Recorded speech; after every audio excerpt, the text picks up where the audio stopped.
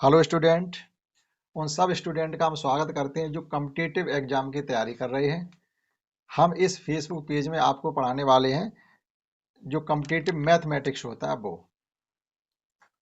इस practice set में 30 question है मैथ के, जिसमें हम आपको इस क्लास में 15 क्वेश्चन कराएंगे। 2 क्लास में एक सेट को करवाएंगे।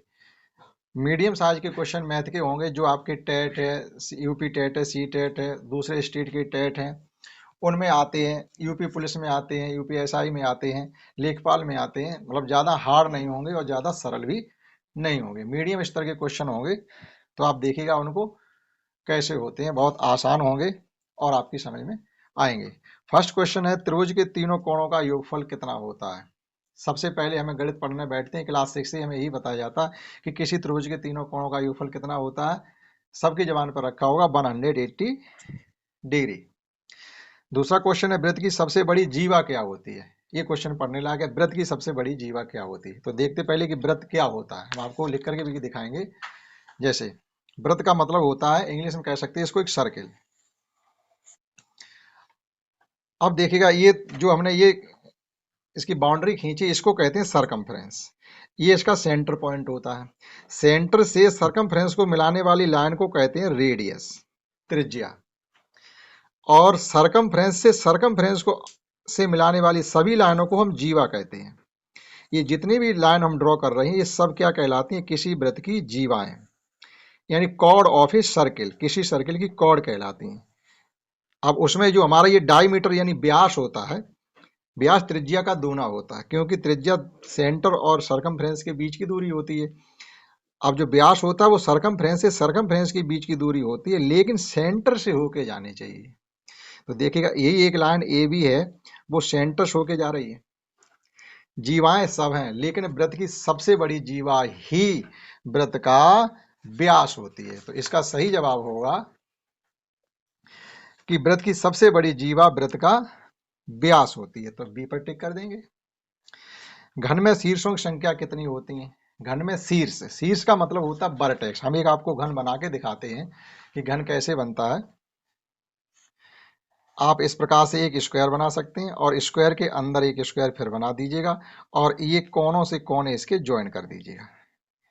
घन का मतलब है डायस, पासा बने। अब आप इसमें पूछा क्या गया हमसे कि घन में शीर्ष का मतलब होता है वर्टेक्स, यानी ये कोने कितने हैं आप गिन लीजिए। 8 होने चाहिए, 4 नीचे 4 ऊपर।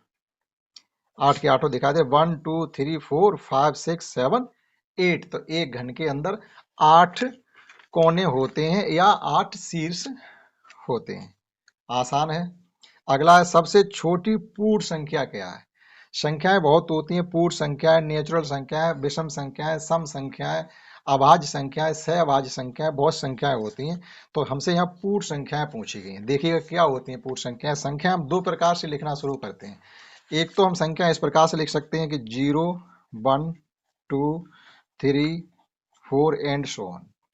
दूसरा, यहाँ से भी हमेशा आपसे क्या कहा जाता है, जब आपसे ये कहा जाए आप गिनती लिख के दिखाओ 100 तक, तो कहाँ से लिखना शुरू करें। हमेशा हम 1 से ही लिखना शुरू करते हैं। तो कोई भी ऐसा बंदा नहीं होगा जो 0 से लिखना शुरू करेगा। तो ये नेचुरल हो गई, यानी जो प्राकृतिक यानी नेचुरली हमारे हाथ से लिखना शुरू हो जाती है, वे नेचुरल नंबर कहलाते हैं। पूर्ण संख्याएं ये होती हैं जब 0 से लिखना स्टार्ट करते हैं। तो सबसे छोटी पूर्ण संख्या हमसे पूछी गई है, तो सबसे छोटी पूर्ण संख्या होती है 0 और सबसे छोटी प्राकृतिक संख्या होती है 1, यानी नेचुरल नंबर। तो सबसे छोटी पूर्ण संख्या कौन सी हुई, इसमें दिया गया 0। सबसे छोटी पूर्ण संख्या 0 होती है। नेक्स्ट है इसमें 130 का संपूरक कोण क्या होता है। देखिएगा यहाँ पर संपूरक भी समझ लीजिएगा क्या होता है। संपूरक कोण और पूरक कोण, दो प्रकार से कोण हम कह सकते हैं। एक होता है पूरक कोण कोण और दूसरा होता है समपूरक कोण।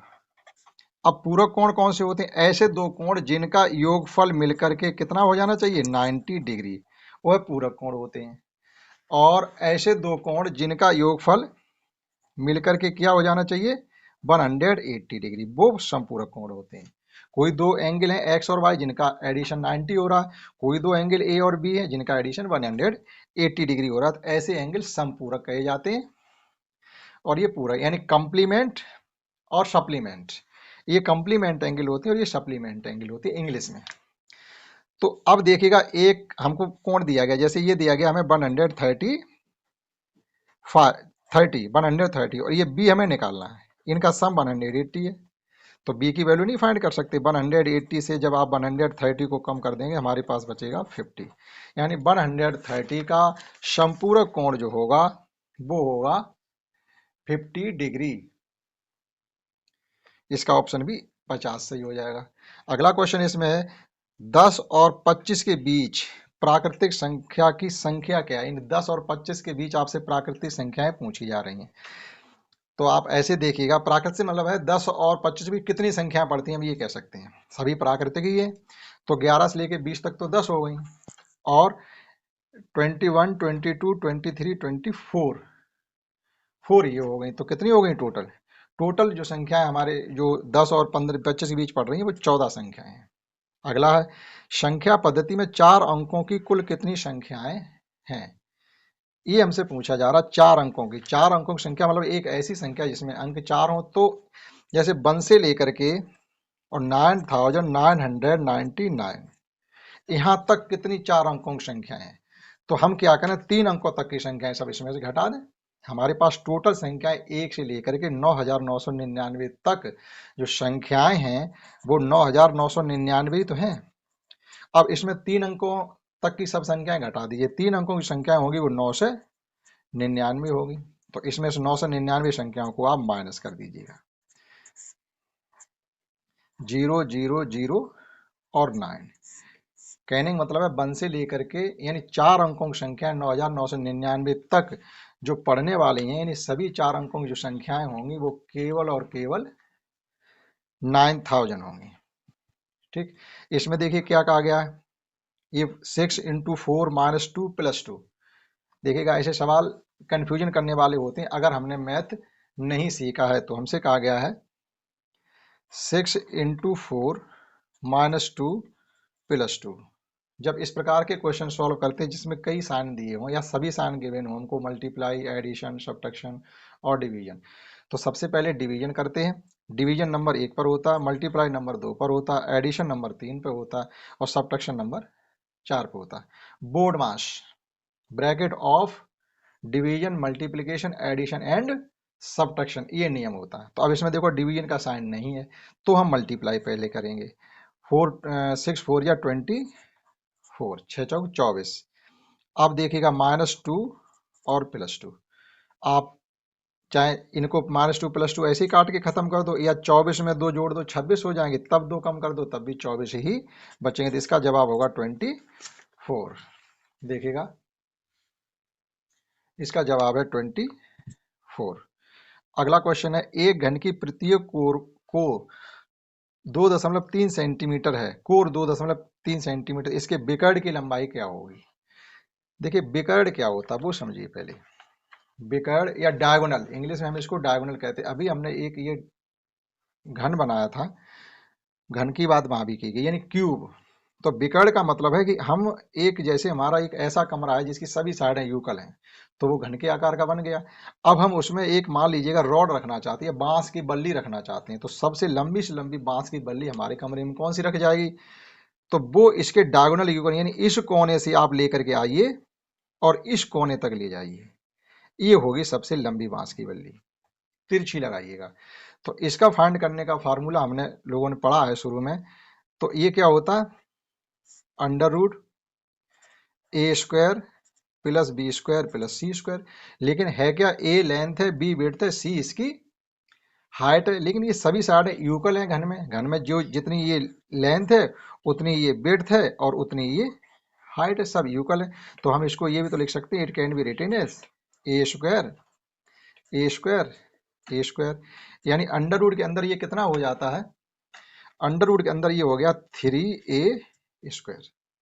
ए का स्क्वायर हट जाएगा, that is it can be written as a√3। ये जनरल फार्मूला निकल आया है किसी घन के विकर्ण का। तो बस इतना ही होगा। फिर उसमें भी देखिएगा इसमें क्या कहा गया वो देखिए। इसमें कहा गया है कि एक घन की प्रत्येक कोर 2.3 सेंटीमीटर है, तो उसके विकर्ण की लंबाई क्या होगी, ए से मतलब हमारा 2.3 है, तो a√3। अब आप देख लीजिए a√3 ये वाला है, ऑप्शन बी सही, यानी 60 और √3। ये हमारे घन का विकर्ण हो गया। आगे है, एक आयताकार क्षेत्र के मैदान का क्षेत्रफल गिवन है, यानी एक आयत का हमें क्षेत्रफल दिया गया है और एक भुजा दी गई, तो इसकी परिमाप पूछी गई है, तो इसकी परिमाप बताइएगा। हाँ, आयत का आ गया, आयत की एक साइड दी गई और क्षेत्रफल दिया गया, तो जो गिवन होता है उसकी सहायता से हम वो निकालते हैं जो नहीं दिया गया। देखो कैसे, ये हमको एरिया गिवन है, एक साइड गिवन है, तो एरिया को 60 से डिवाइड कर दीजिएगा तो इसकी एक दूसरी साइड भी निकल आएगी। मौखिक कर सकते हैं, 12 से 240 को डिवाइड करेंगे तो 20 बार, 20 आंसर आ गया, दूसरी साइड 20 आ गई। अब इसकी हमें निकाल लीजिएगा परिमाप। परिमाप होती है इन दोनों साइडों का एडिशन इंटू 2, तो इनका एडिशन कितना हो रहा है 32, 32 को 2 से मल्टीप्लाई कर दीजिएगा, 64 इसका आंसर हो गया। हम आपको दोबारा समझाते हैं, देखो कैसे होना है। ये कोई रेक्टेंगल होता है, यानी आयताकार मैदान है, इसको हम रेक्टेंगुलर एरिया भी कह सकते हैं। अब इसका हमें ये एरिया गिवन है, ये जो जगह घिरी है वो गिवन है हमें 240 मीटर स्क्वायर, ये हमको दिया गया। अब इसकी एक साइड हमको दी गई, मान लीजिए एक साइड ये इसकी ये दी गई है 12 मीटर। अब ये हमको साइड फाइंड करनी है जो हमको नहीं दी गई, मान लीजिए ये एक्स है। आप बेसिक मैथड समझ लीजिएगा, किसी रेक्टेंगल का जो एरिया होता है वो होता है एल इंटू बी। अब हमको एरिया गिवन है और एल हमको निकालनी, मान लीजिए एल हमने एक्स मानी है, बी हमको गिवन है 12 इजुकल टू एरिया गिवन थी 240। एक्स की वैल्यू फाइंड करने के लिए 12 से आप इसको डिवाइड कर दीजिए, क्योंकि 12 का मल्टीप्लाई हो रहा है तो उधर जाके डिवाइड होगा। कैसे होगा देखिएगा, 240 अपॉन 12, 12 टू या 24 यानी 20, एक्स इजुकल टू 20, इसकी दूसरी साइड 20 पता चल गई। अब रेक्टेंगल की पेरीमीटर परिमाप क्या होती है, इसे पेरीमीटर कहते हैं, परिमाप ऑफ ए यानी परिमाप किसी आयताकार मैदान की, perimeter of a rectangle equal to क्या होता है 2 इंटू एल प्लस बी। तो 2 इंटू एल कितनी निकाली हमने 20, बी कितनी थी 12, इनका एडिशन कर दीजिएगा, ये हो गया 64 मीटर। ये हमने बेसिक मेथड से आपको कंप्लीट समझाने की कोशिश की है, वैसे ये मौखिक क्वेश्चन है। नेक्स्ट क्वेश्चन देखते हैं। नेक्स्ट है इसमें कि 60 मीटर लंबी रेलगाड़ी है और 72 किलोमीटर प्रति घंटे की चाल से चल रही है और एक खड़े व्यक्ति को कितनी देर में पार करेगी। अब ये देखिएगा, ये क्वेश्चन हर कंपटीशन में पूछा जाता है, चाहे आप छोटे एग्जाम में बैठे हुए हो चाहे बड़े एग्जाम में बैठे हुए हो, सभी में लगभग समय और दूरी से संबंधित सवाल पूछ ही लिया जाता है। तो किसी रेलगाड़ी को, अब ऐसे समझिएगा, किसी रेलगाड़ी को किसी खंभे को पार करने में या किसी आदमी को पार करने में जो समय लगता है वो रेलगाड़ी को अपनी दूरी लंबाई के बराबर दूरी चलने में ही टाइम लगता है। यानी जितनी लंबी रेलगाड़ी है, रेलगाड़ी को अपनी दूरी के बराबर, अपनी लंबाई के बराबर जो दूरी चलने में टाइम लगेगा वही टाइम किसी खंभे को पार करने या किसी आदमी को पार करने में लगेगा। या प्लेटफार्म का पूछा जाए कि एक रेलगाड़ी प्लेटफार्म को कितनी देर में पार करेगी, तो उसे पार करने के लिए जो दूरी होती है वो प्लेटफार्म की दूरी लंबाई और रेलगाड़ी की लंबाई जुड़ जाती हैं दोनों, तब हम बता पाएंगे कि प्लेटफार्म को दूर पार करने में कितना समय लगेगा। दूसरी मोस्ट इंपॉर्टेंट चीज ये है कि अक्सर रेलगाड़ी की चाल जो दी जाती है वो मतलब 95 केसेस में, जितने हम 100 में से 95 क्वेश्चन की बात करें, 95 क्वेश्चन ऐसे होते हैं जिनकी जो रेलगाड़ी की जो स्पीड होती है वो 18 से डिविजिबल होती है। इस बात का ध्यान रखें हमेशा, 18 से डिविजिबल का मतलब है वो 18 के पहाड़े में उसकी स्पीड जरूर आती होगी, जहां तक है वहां तक कंप्लीटली आती होगी, नहीं तो पॉइंट में आती है। कभी 27 दे दिया जाएगा, 27 18 से डिविजिबल है 1.25 टाइम्स, 45 18 से डिविजिबल है 2.5 टाइम्स, इस प्रकार से स्पीड दी जाती है। 18 से 100% डिजिटल होती है या कभी कभी पूरी पूरी चली जाती है। जैसे 8 ये 32 है, अब 32 को मीटर पर सेकंड में चेंज करने के लिए 18 से आप इसे डिवाइड कर दो, 18 4 जा 32, 4 5 जा 20, यानी रेलगाड़ी की चाल 20 मीटर प्रति सेकंड है। रेलगाड़ी की स्पीड निकल आई 20 मीटर प्रति सेकंड। अब 20 मीटर तो एक सेकंड में चल रही है, हमें कितनी चलनी है, रेलगाड़ी की लंबाई के बराबर ही तो चलना है, तो 20 से डिवाइड करो 3 सेकंड, लो आंसर मौखिक आ गया। समझिएगा,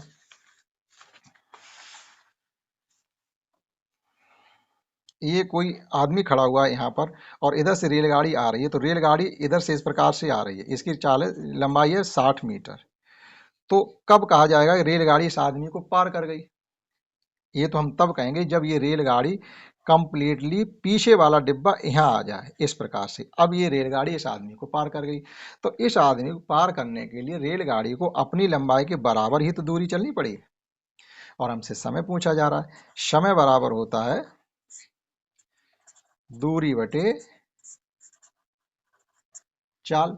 अब दूरी कितनी हमको पता है 60 मीटर है, लेकिन हमें चाल नहीं पता। या तो इसे हमें चाल पता है 72 किलोमीटर प्रति घंटा है, पता तो है, लेकिन ये ध्यान रखना है ये तो मीटर में गिवन है और ये किलोमीटर प्रति घंटा में गिवन है 72 किलोमीटर प्रति घंटा।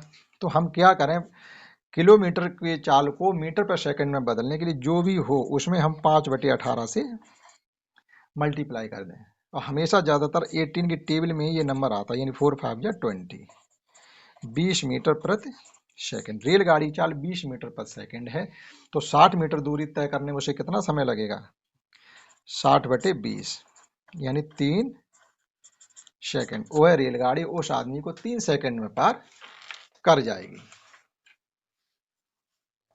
अगला क्वेश्चन है, 1 इंच में कितने सेंटीमीटर होते हैं, ये आपको ध्यान रखना पड़ेगा। 1 इंच में कितने सेंटीमीटर होते हैं, 1 मीटर में कितने इंच होते हैं, ये हम लोग कम पढ़ते हैं। कितना भी आपने पढ़ा हो, जो इंजीनियरिंग कर रहे होंगे वही जानते होंगे 1 मीटर में कितने इंच होते हैं, या 1 इंच में कितने सेंटीमीटर होते हैं, या 1 इंच में कितने मिलीमीटर होते हैं। ये सब हमको जानकारी होनी चाहिए। देखिए हम बताते हैं आपको। आप यहाँ से सीखिएगा कि 1 मीटर में 1 metre is equal to 37.3 39.37 inch. ये 1 मीटर में 39.37 इंच होते हैं। इसको हम ये भी कह देते हैं, ये मोर देन 4 है, 5 है, मतलब 7 मोर देन 5 है, तो इसको 1 मान के इसमें एडिशन कर देंगे, दैट इज 39.4 इंचेस। 1 मीटर में इतने इंच होते हैं। आगे समझिएगा, 1 इंच में 1 inch is equal to 2.54 centimetre होते हैं। हमसे यही पूछा जा रहा है कि 1 इंच में कितने सेंटीमीटर होते हैं, तो ये जवाब हो गया 2.54। अभी हमें इसमें मिलीमीटर बताने हो कि 1 इंच में मिलीमीटर कितने, 10 का मल्टीप्लाई कर दो तो 25.4 मिलीमीटर। ये याद रखने वाली चीजें हैं। और 1 इंच में सेंटीमीटर निकला है, मिलीमीटर निकला, ये तुमको पता ही होगा कि 1 सेंटीमीटर मिलीमीटर कितने होते हैं, ये तुम पढ़ते ही रहते हैं। आगे देखिएगा अगला क्वेश्चन क्या है। तो इसका जो सही जवाब था वो था 1 इंच में कितने सेंटीमीटर होते हैं, 2.54। अब देखिएगा श्रेणी क्रम, ये श्रेणी दी गई आपको, इसकी माध्यिका पूछी गई है। तो ये क्वेश्चन 7 क्लास 7 8 यानी 8 और 9 का मान लीजिए, क्लास 9 या 8 का मान लीजिएगा। तो किसी श्रेणी जो हमको गिवन होती है उसकी माध्यिका पता करने के लिए, यानी मीडियन पता करने के लिए जो हमको डाटा गिवन होता है उसको असेंडिंग या डिसेंडिंग ऑर्डर में पहले अरेंज करना पड़ता है। तो देखिए हम इनको डाटा को किसी भी श्रेणी में अरेंज कर लीजिएगा, आपकी जिसमें इच्छा हो, चाहे असेंडिंग में चाहे डिसेंडिंग में, तो हम अरेंज किए देते हैं। तो ये नंबर हमने असेंडिंग ऑर्डर में अरेंज कर दी, बढ़ते क्रम में, ये आरोही क्रम में हमने नंबर अरेंज कर दिए। अब हमें पता क्या करना होता है, ये कितने डाटा है इनकी गिनती पता करनी होती है, उसको एन से डिनोट करते हैं। तो हम इनको गिन लेते हैं, 1 2 3 4 5 6 7 8 9 10 11 12 13। ये नंबर 13 है, यानी नंबर इनका ऑड है। इसका ध्यान रखना है, ऑड है कि इवन है। तो नंबर ऑड है तो मीडियन फाइंड करने का जो रिलेशन होता है वो m इक्वल टू होता है n+1/2। एन कितना है 13, एक एडिशन कर दो अपनी तरफ से 2, ये हो गया 14/2, दैट इज 7th टर्म। इसकी मीडियन थी n+1/2 थर्ड टर्म, यानी बां पद, ये 7 बां पद 7th टर्म। जो मीडियन होगी वो 7th टर्म मानी जाएगी। अब आप इस श्रेणी में देख लीजिएगा 7th टर्म कौन सा है। 1 2 3 4 5 6 7, तो इसकी मीडियन जो आ रही है वो 21 आ रही है, यानी ऐसी ये जो श्रेणी हमने लिखी है इसमें 21 बीचों बीच में है। ठीक है, 6 पद इधर छोड़ दीजिएगा, 6 उधर छोड़ दीजिएगा। देखो 1 2 3 4 5 6 इधर छूट गए और 6 ही टर्म इधर छूट रहे, तो बीचों बीच में 21 हो गया। तो इसका सही जवाब होगा, इसकी जो मीडियन होगी वो होगी 21। अब देखिएगा, शैक्षणिक रूप से कमजोर व पिछड़े बच्चों के लिए गणित शिक्षक की उपयोगी विधि कौन सी है? तो वो मतलब ये रेमेडियल क्लासेस होता है, निदानात्मक एवं उपचारात्मक शिक्षण। निम्न में कौन सी शिक्षण विधि गणित शिक्षण की क्रियात्मक विधि नहीं है? आगमन विधि है, प्रयोगशाला विधि है, ह्यूरिस्टिक विधि है, व्याख्यान विधि ये अच्छी विधि गणित के लिए नहीं मानी जाती है। अगला, हाँ, ये 15 क्वेश्चन का हमने आपको बताया था, तो इस सेशन में हमने आपको 15 क्वेश्चन कंप्लीट करवा दिए हैं। अगली क्लास में इसके बचे हुए सेट के 15 क्वेश्चन फिर करवाएंगे। बहुत ही अच्छे क्वेश्चन है जो आपके टेट सी टेट इन सब के लिए बहुत अच्छे क्वेश्चन है। आशा करता हूँ आपको समझ में आए होंगे। आप इस पेज को लाइक करना ना भूलें और शेयर भी जरूर करें। That's all. जय हिंद, जय भारत।